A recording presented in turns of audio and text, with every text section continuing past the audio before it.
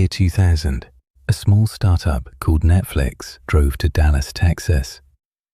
Its founders had requested a meeting with the executive team of Blockbuster, at the time the most powerful video rental company in the world. Blockbuster had 9,000 stores, 60,000 employees, and $6 billion in annual revenue. Netflix had a website, a mailing list, and approximately 300,000 subscribers. The Netflix team made their pitch. They wanted Blockbuster to acquire them for $50 million. In exchange, Netflix would run Blockbuster's online business, while Blockbuster continued running its stores. The Blockbuster executives laughed at them, literally laughed. They showed the Netflix team out and went back to their business. 12 years later, Blockbuster filed for bankruptcy. Netflix is currently worth more than $200 billion. This is the story of how one meeting and one decision changed the entire entertainment industry forever. To understand why Blockbuster made the choice it did, you need to understand just how powerful it was. Blockbuster was founded in Dallas in 1985 by a man named David Cook. His idea was simple. Instead of the small, poorly organized video rental stores that existed at the time, build something that looked and felt like a supermarket for movies.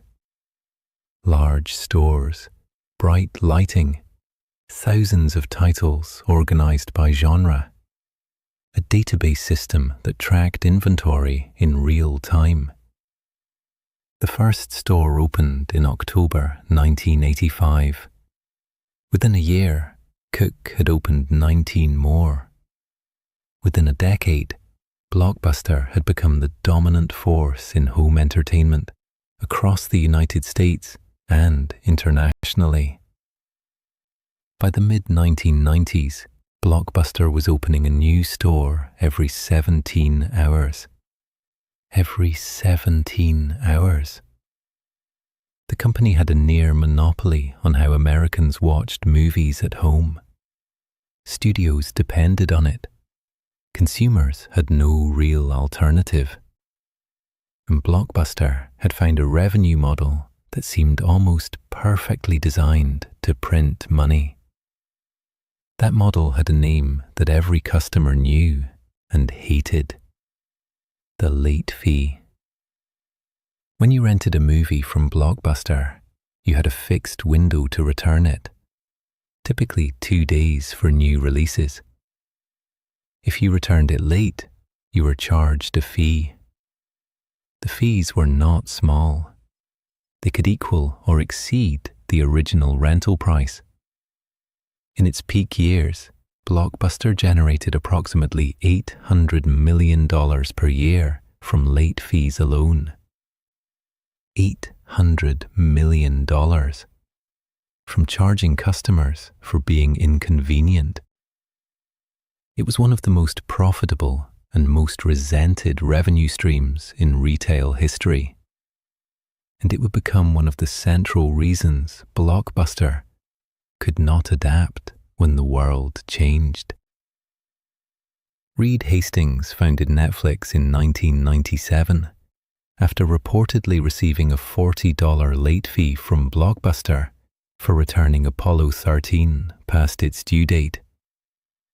Whether that story is entirely true or partly mythology, the anger behind it was real, and Hastings knew it was shared by millions of customers. His original model was not streaming. In 1997, internet speeds made streaming impossible for most consumers. Instead, Netflix mailed DVDs directly to customers' homes. No stores, no late fees, a flat monthly subscription that allowed unlimited rentals. The contrast with Blockbuster was direct and deliberate. No late fees, No driving to the store. No finding the movie you wanted was already checked out. Just a DVD in your mailbox and a prepaid envelope to send it back whenever you were ready. By 2000, Netflix had grown to 300,000 subscribers and was losing money, but building momentum. Which is when they drove to Dallas to ask Blockbuster. Has become one of the most studied moments in business history. The Netflix team, Reed Hastings and his co-founder Mark Randolph, presented their case to Blockbuster's leadership. They argued that the future of video rental was online. They proposed a partnership where Netflix would manage Blockbuster's digital presence while Blockbuster's physical stores continued to dominate the market. The asking price was $50 million. Blockbuster's CEO at the time, John Antioco, reportedly found the proposal amusing. Netflix was a money-losing startup with a few 100,000 subscribers. Blockbuster had $6 billion in revenue. The idea that this small mail-order DVD company represented any kind of threat seemed, to him, absurd. He declined the offer. To understand why this decision seemed reasonable at the time and why it was catastrophic in retrospect, you need to understand the internal dynamics at Blockbuster. The late fee was not just a revenue stream, it was built into the entire financial structure of the company. Analysts, investors, and lenders all valued Blockbuster based on a business model that included late fee revenue as a core component. Any serious move toward a subscription model, the model Netflix was proposing, would have required eliminating late fees. And eliminating late fees would have immediately destroyed hundreds of millions of dollars in annual revenue. Wall Street would have punished the stock. Lenders would have raised concerns. The short-term pain of transitioning away from late fees was, in the analysis of Blockbuster's leadership, greater than the long-term risk of ignoring the threat.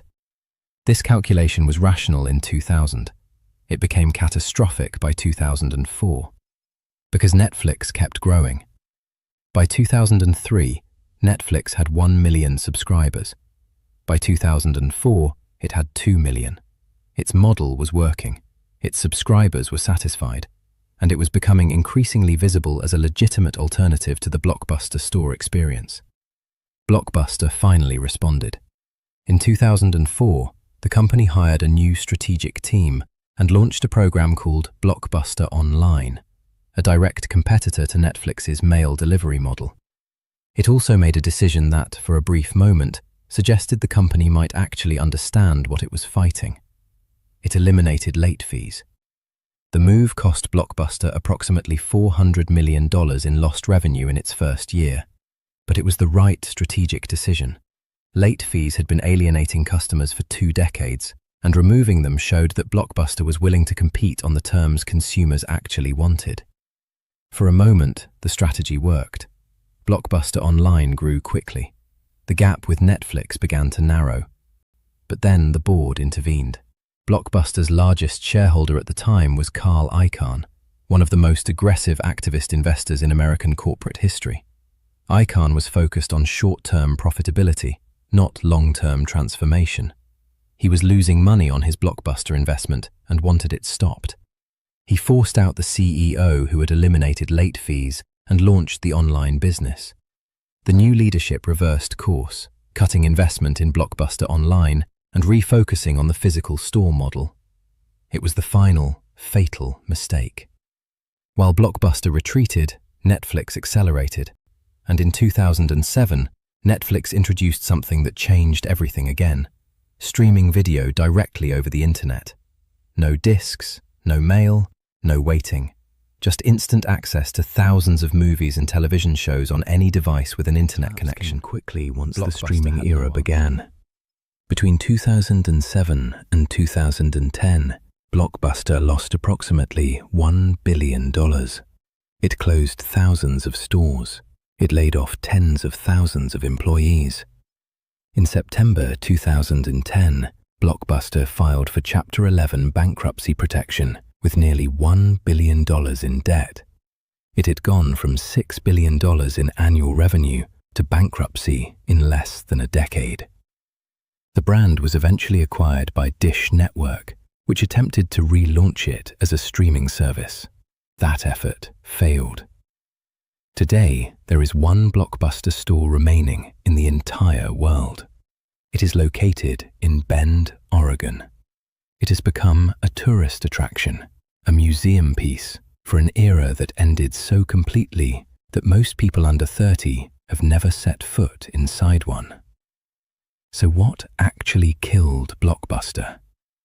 3 things, and like every story in this series, none of them are unique to Blockbuster. First, revenue built on customer frustration is always vulnerable. $800 million in late fee revenue was not a business model. It was a hostage situation. Customers paid because they had no alternative, not because they were satisfied. The moment an alternative appeared, they left without hesitation. Any business that profits primarily from customer inconvenience should consider itself permanently at risk. Second, the innovator's advantage expires faster than you think. When Netflix proposed the $50 million acquisition, Blockbuster had every resource needed to dominate the digital transition.